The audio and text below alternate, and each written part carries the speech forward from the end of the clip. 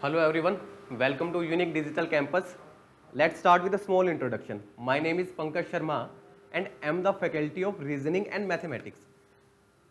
I have 5 years of teaching experience and मैंने अपनी ज़िंदगी के 7 साल सिर्फ इसी रिसर्च में निकाल दिए कि आज के यूथ, आज के प्रेजेंट यूथ की प्रॉब्लम क्या है, क्यों इतने सारे एग्जाम्स निकलते हैं, इतने सारे फॉर्म्स फिलअप किए जाते हैं एंड अल्टीमेटली कुछ ही लोग ऐसे हैं जो सिलेक्शन ले पाते हैं. जो सिलेक्शन ले जाते हैं दैट्स वेल एंड गुड, लेकिन जिनका सिलेक्शन नहीं होता what happen with them, ultimately anxiety, stress, depression और फाइनली ड्रॉप आउट, हार मान जाते हैं. तो what is the reason behind that, इसके पीछे का रीजन है क्या? तो फाइनली आई रियलाइज कि there are two main reasons. The first is individual side और दूसरी हम सिस्टम की बात करें.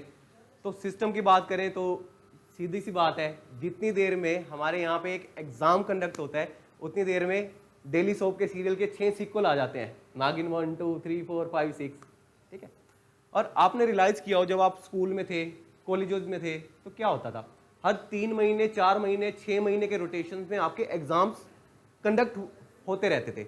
और इन एग्जाम्स कंडक्ट होने का मतलब आप एक एग्जाम के रोटेशन में घूमते रहते हैं, right. Unless SSC and UPSC जो आपको साल में सिर्फ एक ही बार एग्जाम देने का मौका मिलता है और गलती से कुछ ऊपर नीचे अगर एग्जाम हो गया तो then you have to wait for the next year. ठीक है. तो आप कंसिस्टेंट नहीं रह पाते. तो इसी का एक सोल्यूशन मैं लेके आया हूं, the IBPS. IBPS conduct more than 80 exams in a year. मतलब जितने ज्यादा आप एग्जाम लिखोगे उतनी ज्यादा आप कंसिस्टेंसी से काम करोगे थ्रू आउट द ईयर, उतना ही ज्यादा, जितनी जल्दी आप फेल होगे उतनी जल्दी आपको अपनी कमियों के बारे में पता लगेगा और उतनी जल्दी आप अपने ऊपर काम करोगे. This is from the system side and we are from Rohtak, Haryana. तो ये कहना गलत नहीं होगा अगर मैं कहूं कि Haryana is the most unemployed state in the present time in India. और दैट्स ट्रू, सच्चाई है. यहां पे हमारे एग्जाम्स कंडक्ट नहीं होते, एग्जाम्स कंडक्ट होते हैं, रिजल्ट इतनी बार रिवाइज किया जाता है. फिर नंबर 2 बात आती है what is from the individual side. System की बात हमने कर ली कि सिस्टम में ये कमियां हैं. अब हम इंडिविजुअल साइड की बात करते हैं. आज के टाइम में यूथ के पास रिसोर्सेज है और टैलेंट की डेफिनेटली कोई कमी नहीं है. They have great talent, resources है हमारे पास, टैलेंट है हमारे पास, गाइडेंस है, लेकिन फिर भी क्यों इतने कम लोग एग्जाम क्रैक कर पा रहे हैं? क्या रीजन क्या है? तो the reason is the direction. हमारे पास डायरेक्शन की कमी है और I am here to direct you. सिर्फ डायरेक्शंस के लिए मैं लेके आया हूं आपके पास IBPS. This is the first time in the Rohtak with the dynamism. देखो आईबीपीएस, आज के एग्जाम्स की डिमांड क्या होती है? जो आज के हमारे एग्जाम्स हैं 1980s के कंपैरिजन में करें, 1990 के कंपैरिजन में करें, आज 2022 हमारा चल रहा है. तो what is the difference between that? Dynamism, exams में इतना डायनेमिज्म हो गया कि आप दैट ट्रेडिशनल वे यूज ही नहीं कर पाते.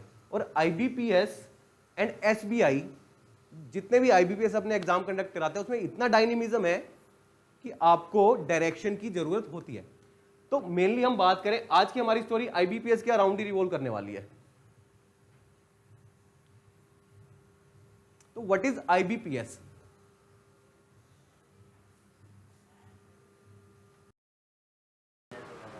तो आज की स्टोरी हमारी आईबीपीएस के अराउंड रिवॉल्व करने वाली है. What is IBPS? IBPS mainly 3 तरह के एग्जाम कंडक्ट कराते हैं. पहली बात हम करें बैंकिंग, देन सेकंड इज जितने भी हमारे फाइनेंशियल इंस्टीट्यूशन है, and third is insurance exam. ठीक है. अब हमारे टाइम पे क्या हुआ करता था, हम लोगों को इतना नॉलेज था नहीं कि आईबीपीएस, हम लोगों को लगता था कि आईबीपीएस ओनली बैंकिंग के एग्जाम कंडक्ट कराता है, लेकिन नहीं. आईबीपीएस को अगर मैं डिवाइड करूं तो 3 मेजर रीजंस में डिवाइड कर सकते हैं. The very first one is banking, then second is financial institutions and third is insurance. Banking में आपको पता है the SBI, State Bank of India के एग्जाम्स होते हैं. SBI clerk, SBI probationary officer, SBI SO. फिर उसके बाद हम बात करें RRB. RRB is the regional rural banks, regional rural banks, RRB clerk, RRB officers, then other bifurcation हो जाती है. हम 1 by 1 देखेंगे, कभी टाइम लगेगा तो. Then there come the IBPS, IBPS PO, IBPS clerk. तो मेनली आईबीपीएस, अगर हम गवर्नमेंट सेक्टर की बात करें तो बिफोर द मर्जर, क्योंकि लास्ट ईयर हमारे काफी बैंक्स मर्ज हुए हैं, तो उस मर्जर के बाद सिर्फ हमारे पास 11 पब्लिक सेक्टर बैंक बचे हैं जो जिनके exam conducting body is the IBPS.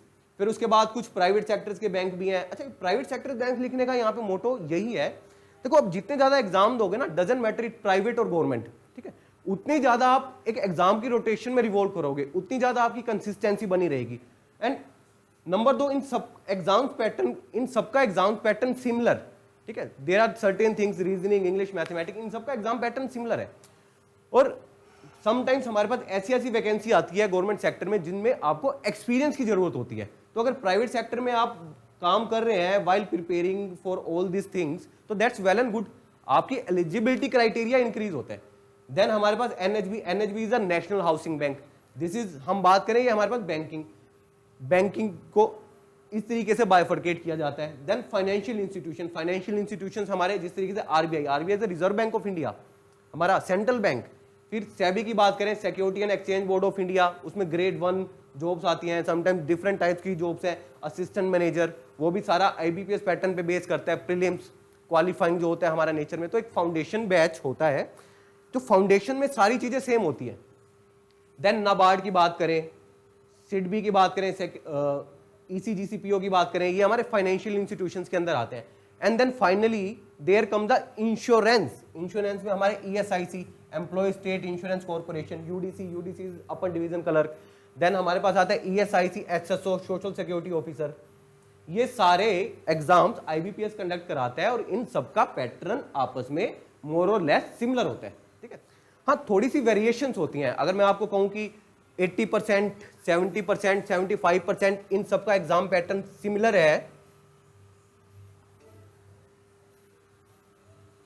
अगर मैं बात करूं कि जो 20%, 25% है, अगर आप खुद को डायनेमिज्म से डील कराना चाहते हैं, अगर आप यू हैव द कैपेसिटी कि हाँ 70% हमने हर एग्जाम्स के लिए तैयार कर लिया, नाउ इट्स कम्स द 30% और 25%, जैसे एग्जाम आ रहा है आप उस एग्जाम का 30% कवर कर रहे हैं, तो आपकी प्रेपरेशन मोर इंटरेस्टिंग हो जाती है। जितनी ज्यादा इंटरेस्ट आएगा आपकी प्रेपरेशन में, और आईबीपीएस तो एक ऐसी प्रेपरेशन है, आईबीपीएस ऐसी जिसमें आपको, अच्छा लोगों के साथ प्रॉब्लम ये रहती है, स्टूडेंट्स आते हैं कहीं मेरे पास, सर हमें एक दिन में कितना पढ़ना चाहिए, 6 घंटे देना चाहिए आईबीपीएस के लिए।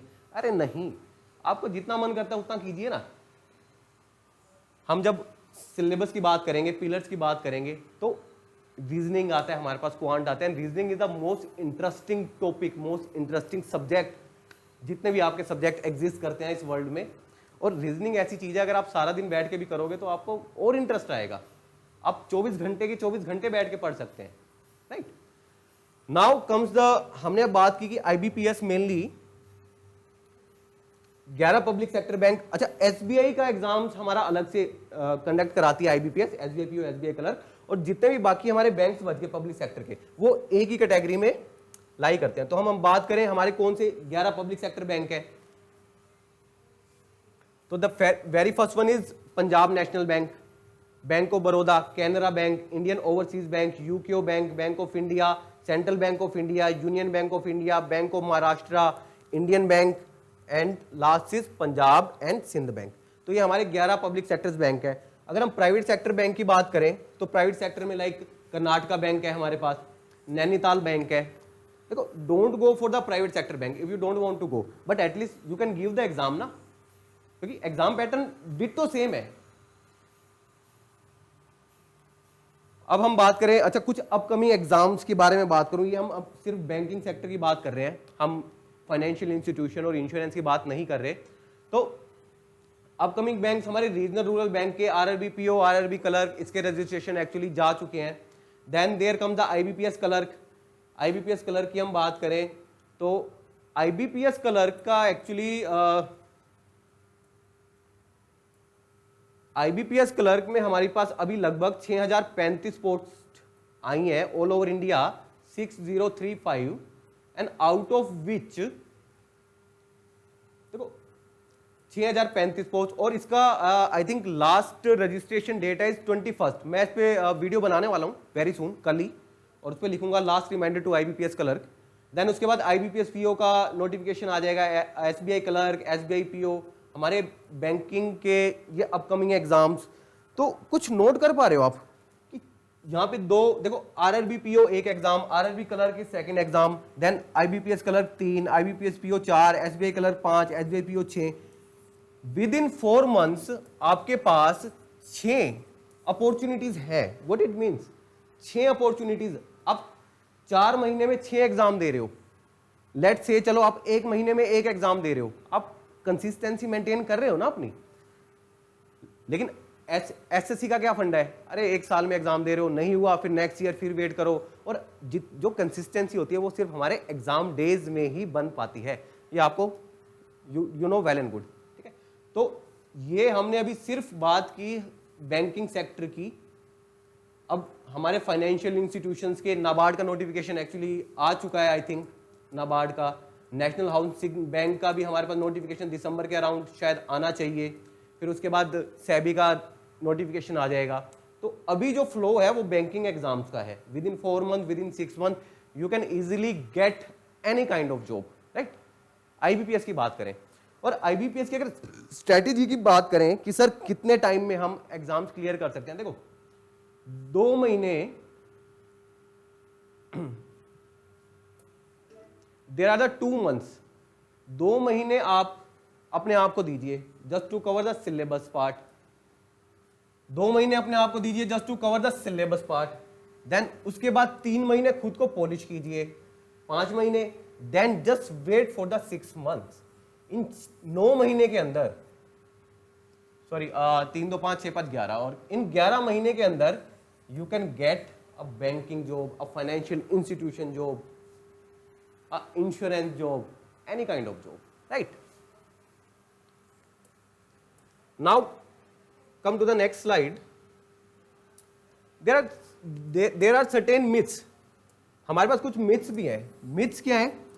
अब लोग कहते हैं सर सिर्फ कॉमर्स स्टूडेंट्स जो होते हैं वही जल्दी जल्दी एग्जाम क्रैक कर पाते हैं। बिल्कुल गलत बात है कि फर्स्ट अटेम्प्ट में कर पाते हैं, कॉमर्स स्टूडेंट जल्दी कर पाएंगे ना। No, anyone can crack this exam. जिसके पास BA है, जो BSc है, MSc है, anyone can crack this exam within 9 to 11 months, right. और better to say within 6 to 8 month. फिर द सेकेंड इज कि हमारे पास बेस अच्छा होना चाहिए। अरे नहीं, अगर आपको simple addition, subtraction, division, multiplication आती है तो मैं करवाऊंगा आपका base strong. There is nothing like that. Prerequisite है ही नहीं कि आपको ये प्रिपेयर करना है, आपको ये आना चाहिए। नहीं, एडिशन, सब्ट्रैक्शन, मल्टीप्लिकेशन, डिवीजन आती है, जस्ट हमारा काम खत्म। रीजनिंग और मैथ्स हमारा इन 4 चीजों से खत्म हो जाएगा। और फिर थर्ड हम कहें कि bank exams are hard to crack. There is nothing like the hard thing.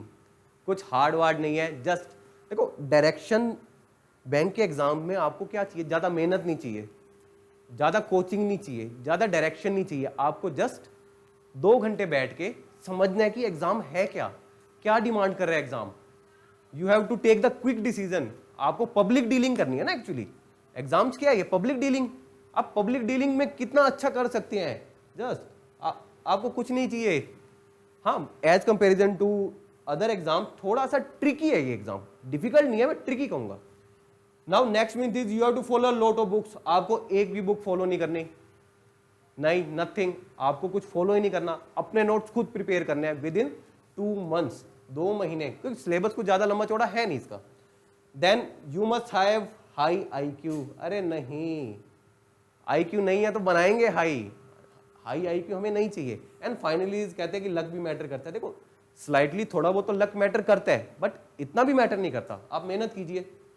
अब फर्स्ट थिंग इज आप मेहनत कीजिए, लक की बात बाद में देखेंगे हम।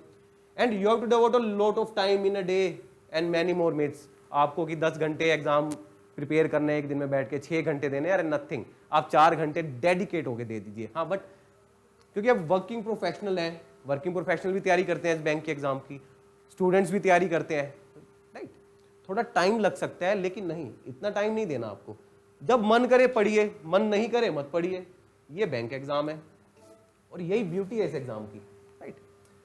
नाउ सिलेबस पोर्शन की अगर हम बात करें तो देखो, बैंकिंग एग्जाम की फाउंडेशन की जब हम बात करें या सिलेबस पोर्शन की बात करें तो mainly we have the 4 pillars. 4 main pillar, the very first is reasoning, right, फिर क्वांट, रीजनिंग और क्वांट मैं ही आपको पढ़ाने वाला हूं, then there come the English language. देखो इंग्लिश के साथ मैंने लैंग्वेज क्यों लिखा यहां, इंग्लिश के बारे में एक मैं मिथ और बता दूं, इंग्लिश एक ऐसा सब्जेक्ट है जिसको आप सीख नहीं सकते, जस्ट इंप्रूव कर सकते हैं, राइट। हमें भी क्या करना है, जस्ट इंप्रूव करना है। और अपने उस सेक्शन पे देखो, बैंक अगर आईबीपीएस की आप तैयारी कर रहे हो तो आपको दो चीज पता होनी चाहिए, आपकी वीकनेस क्या है, आपकी स्ट्रेंथ क्या है।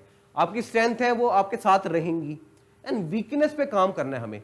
आपको लगता है कि हाँ थोड़ी इंग्लिश वीक है तो उस पर काम करेंगे। रीजनिंग और quant is the most scoring chapter, इसमें थोड़ा सा अनसिक्योरिटी रहती है बच्चों को कि सर कैसे स्कोर किया जाए। अरे नहीं स्कोर कर पा रहे तो रीजनिंग और क्वांट में स्कोर करो ना, as much as you can. And last pillar is current affair.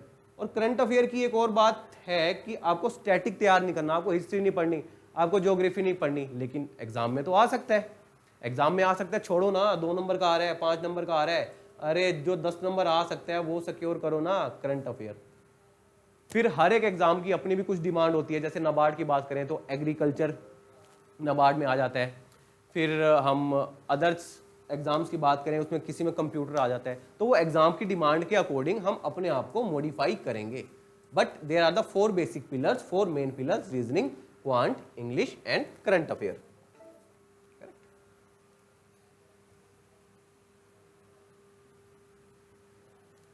अब सिलेबस की बात करें तो देखो रीजनिंग का सिलेबस जो आपको स्क्रीन पे दिखाई दे रहा है, दिस इज द, बस यही है रीजनिंग का सिलेबस। कितने टॉपिक अगर आप देख पा रहे हैं, 4 4 और 7 4 11 11 और 5 16, just you can easily crack reasoning, you can gate. देखो पेपर पैटर्न में, अगर पेपर पैटर्न की बात करें तो पेपर कंडक्ट होता है डिफरेंट स्टेज में। पहली स्टेज हमारे पास प्रीलिम्स, देन दूसरी मेंस, फिर अगर ऑफिसर ग्रेड की जॉब है then you have to give the interview, और अगर क्लर्क की अगर आप प्रेपरेशन कर रहे हैं then you have to give the prelims, then you have to give the mains and just nothing else, ठीक है। तो थोड़ा डिस्क्रिप्टिव भी कभी कभी डिस्क्रिप्टिव भी हमें देना होता है, लेकिन वो मेंस में कवर करते हैं डिस्क्रिप्टिव। तो रीजनिंग की बात करें तो रीजनिंग हमारे पास, प्रीलिम्स की जब बात करें तो reasoning consist of 35 questions of 35 marks, right. Quant की बात करें, quant is again 35 question of 35 marks, and English की बात करें, English is 30 question of 30 marks. तो ये आपका पेपर पैटर्न रहता है प्रीलिम्स का। देयर इज ज्यादा कुछ डिफरेंस नहीं है प्रीलिम्स और मेंस में। मेंस में थोड़ा सा लेवल हमारा हाई हो जाता है, और इतना हाई भी नहीं होता कि आप कहो सर इतना हाई हो जाता है। अगर लेवल हाई है तो उसका कट ऑफ काफी लो रहता है। आप गूगल करना आज कि एसबीआई पीओ का मेंस का कट ऑफ क्या रहता है डिफरेंट कैटेगरीज का। तो अब हम बात करें क्वांट की, तो किक क्या है यहाँ पे, दस किक की सिंपल कि एक महीने में हमें 35 आउट ऑफ 35 स्कोर करना है। देन अगेन नेक्स्ट मंथ हमें क्वांट की बात करें तो क्वांट भी 35 आउट ऑफ 35 स्कोर। देखो क्वांट में थोड़ा 35 आउट ऑफ 35 स्कोर करना it's quite difficult, it's not difficult but थोड़ा ट्रिकी पड़ता है। But if you can go around 30 then that's well and good, ठीक है। पीओ लेवल की बात कर रहे हैं। हाँ क्लर्क में 35 आउट ऑफ 35, रीजनिंग में 35 आउट ऑफ 35, और इंग्लिश तो हमारे पास मल्टीटास्किंग। देखो इंग्लिश का जो एग्जाम आता है वो ग्रामेटिकल पोर्शन का वेटेज थोड़ा कम रहता है, बट मोर और लेस इसमें लैंग्वेज पोर्शन आता है। लैंग्वेज इज कॉम्प्रिहेंशन, आप जितना अच्छा रीडिंग कर सकते हैं, कितना अच्छा एनालाइज कर सकते हैं, filling the blanks, close test, then para jumble. तो English is not the grammatical English, English is just language English. तो अब रीजनिंग की बात करें, क्योंकि reasoning is my domain, quant is my domain, तो सिलेबस की हम बात करेंगे तो रीजनिंग की बात कर रहे हैं। इंग्लिश का मैंने आपको बता दिया कि आपको लैंग्वेज पोर्शन पे फोकस करना है, लैंग्वेज कैसे इंप्रूव की जाती है with the help of news papers, novels. और करंट अफेयर आपको बताया, आप जस्ट करंट अफेयर प्रिपेयर करें, आप स्टैटिक पोर्शन छोड़ दीजिए। Now comes the reasoning portion. Reasoning, देखो रीजनिंग को 3 पार्ट में डिवाइड किया गया है, analytic, verbal and logical. Analytic में हमारे पास क्या आता है, syllogism, inequality, machine input output, और इसको मैंने मिसलेनियस कैटेगरी में रखा है। Miscellaneous is the data sufficiency. हम पढ़ेंगे क्या होता है data sufficiency. Data sufficiency is the use of all this things in the question, right. फिर वर्बल की बात करें हम, तो वर्बल में हमारे पास आ जाता है पजल्स, सीटिंग अरेंजमेंट। देखो the most important factor in the reasoning is puzzle and seating arrangement, ठीक है। अगर 35 क्वेश्चंस आपके पास आ रहे हैं रीजनिंग के, तो उनमें से 15 छोड़ दीजिए आप, 20 नंबर 20 क्वेश्चन सिर्फ पजल और सिटिंग अरेंजमेंट ही अकेला कॉन्स्टिट्यूट करता है इन द प्रीलिम्स, और बाकी जो 15 क्वेश्चन बचे वो एनालिटिक और ये हमारे पास वर्बल के जो बाकी टॉपिक्स हैं, और लॉजिकल काफी कम देखा जाता है प्रीलिम्स में, बट एसबीआई कभी कभी लॉजिकल प्रीलिम्स में पूछ लेता है. This is the mains type of question and machine input output is again mains type of question. तो पजल और सीटिंग अरेंजमेंट तो हमें मोर फोकस करना है पजल पे और सीटिंग अरेंजमेंट पे. Then there come the blood relation, direction, distance, order and ranking, alphanumeric series and coding decoding. ये हमारे पास वर्बल की कैटेगरी में आता है, verbally. Then there come the logical. What is the logical reasoning? Logical reasoning is course of action बताए जाएंगे, argument, assumption, conclusion, inference. Then छोटी छोटी टर्म्स हमारे पास ऐड होती रहेंगी. फिर अगर क्वांट की बात करें हम, तो क्वांट में मेनली हमारे पास सिंप्लीफिकेशन अप्रोक्सीमेशन. देखो simplification approximation is completely based on your addition, multiplication, division and subtraction. फिर क्वाड्रेटिक इक्वेशन आती है. देखो क्वाड्रेटिक इक्वेशन कभी कभी कुछ लॉजिक बनता नहीं है कि सर ये क्वाड्रेटिक इक्वेशन क्यों रखा गया है. एक सेकंड जूम कर दिया जाए.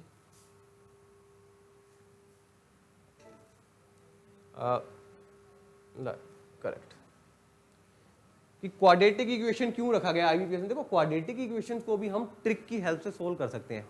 We can go like as earlier as we can. तो इसलिए क्वाड्रेटिक इक्वेशन को रखा गया है यहाँ पे. और बच्चे क्या करते हैं, एग्जाम दे के आ जाएंगे, स्पेशली मैथ वाले, और उनको देखेंगे कि अच्छा सर हमारे पास क्वाड्रेटिक इक्वेशन बन गया, हमसे सिंप्लीफिकेशन हो गया, हम कर सकते हैं आईबीपीएस. अरे ऐसे थोड़ी ना, इतना ईजी थोड़ी ना, इतना सिंपल थोड़ी ना. फिर उसके बाद नंबर सीरीज आती है. Then arithmetic and data interpretation. Data interpretation is again, data interpretation भी अलग से तैयार नहीं किया जा सकता, लेकिन हम करेंगे. ठीक है, डेटा इंटरप्रिटेशन इज आप अपनी सारी नॉलेज को किस तरीके से अप्लाई कर रहे हैं, राइट. और डेटा इंटरप्रिटेशन की बात करें तो हमारे पास DI, data interpretation is called the DI, data interpretation. अगर हम बात करें तो हमारे पास आती है first is tabulation form, tabulation and missing table की हम बात करें, टेबुलेशन होगी या एम्प्टी मिसिंग टेबल, एक ही बात है. फिर हम बात करें बार ग्राफ, हमारे पास बार ग्राफ भी आता है, बार ग्राफ या बार चार्ट भी कह सकते हैं. देन थर्ड इज हमारे पास लाइन ग्राफ या लाइन चार्ट भी कह सकते हैं. फोर्थ इज पाई चार्ट या पाई ग्राफ. और फिफ्थ इज केसलेट.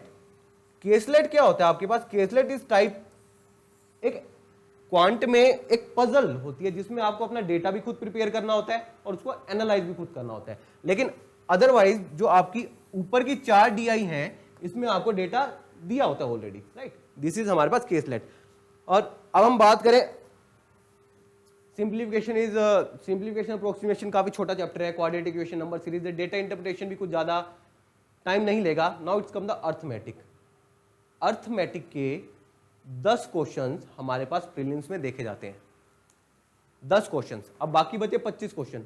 25 क्वेश्चन आपके इन सब में से data interpretation, number series, quadratic equation, simplification. ठीक है, तो अब इस 10 नंबर जो प्रॉब्लम आती है बच्चों के साथ, यहां इन 10 नंबर्स में आती है कि सर अर्थमेटिक कैसे प्रिपेयर करना है. तो अर्थमेटिक का एक बार सिलेबस देख लेते हैं. प्रिपेयर हम कराएंगे, कैसे प्रिपेयर करना है, one by one, step by step.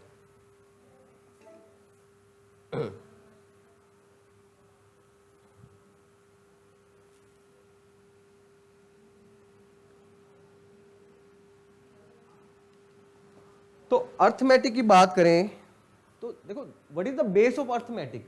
Arithmetic में मेनली इतने परसेंटेज आता है, रेशियो, प्रोपोर्शन, पार्टनरशिप आता है, मिक्सचर, एलिगेशन आता है, देन प्रॉफिट लॉस आता है, simple interest and compound interest, average, time and work, pipe system, speed, time, distance, boat and stream.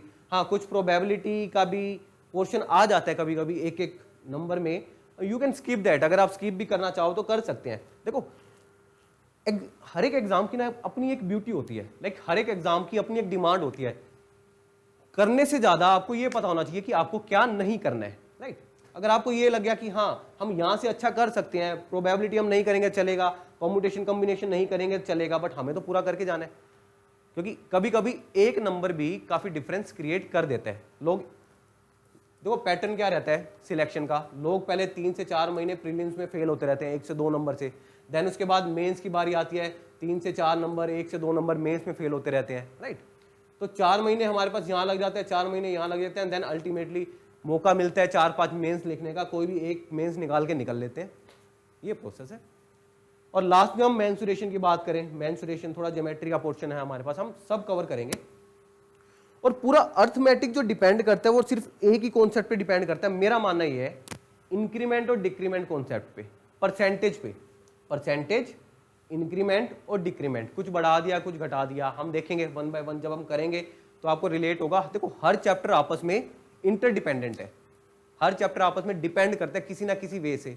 और प्रॉब्लम्स कहाँ आती है, जब दो चैप्टर को आपस में मिक्स किया जाता है। अरे एवरेज के साथ, अच्छा एज यहाँ रह गया, देखो एज का टॉपिक यहाँ रह गया एक पॉइंट, एवरेज के साथ जब एज ऐड करके दे देगा, आप कहोगे सर ये तो हमने किया ही नहीं था। अरे एवरेज करके आप आए हो, आप एज करके आए हो चैप्टर, ठीक है। और अर्थमेटिक की एक और ब्यूटी मैं बताऊं, देखो आपको सीखना नहीं है अर्थमेटिक, अर्थमेटिक आपको फील करना है। आप जितना ज्यादा फील करोगे ना, आप जितना ज्यादा लैंग्वेज को समझोगे, सारा गेम लैंग्वेज का है। अगर आपको लैंग्वेज समझ आ जाएगी तो आप अर्थमेटिक इजिली निकाल जाओगे। तो आज को यहीं बस करते हैं हम, और वेरी सून हम एक नया बैच लॉन्च कर रहे हैं, नेक्स्ट वीक से ही आपको इन्फॉर्मेशन दे दी जाएगी। एक वीकेंड बैच भी और एक रेगुलर बैच भी। This is the first time in the Rohtak कि हम एक प्रॉपर IBPS का बैच ही शुरू करने जा रहे हैं। अदरवाइज अब तक क्या होता है कि किसी भी इंस्टीट्यूट की हम बात करें तो वहाँ पे कॉमन बैच चलता है, कॉमन इन द सेंस वहाँ SSC के भी बच्चे बैठे हैं, वहाँ IBPS के बच्चे भी बैठे हैं, वहाँ क्लैट के बच्चे भी बैठे हैं, वहाँ कैट के बच्चे भी बैठे हैं। तो आप ऐसे नहीं सीख सकते, मैंने बताया ना, क्योंकि हर एग्जाम की अपनी डिमांड होती है, तो आप डिमांड को कैसे कवर करोगे, अब यू कांट डू दैट। तो तब तक के लिए good bye and wait for the next lecture. Thank you.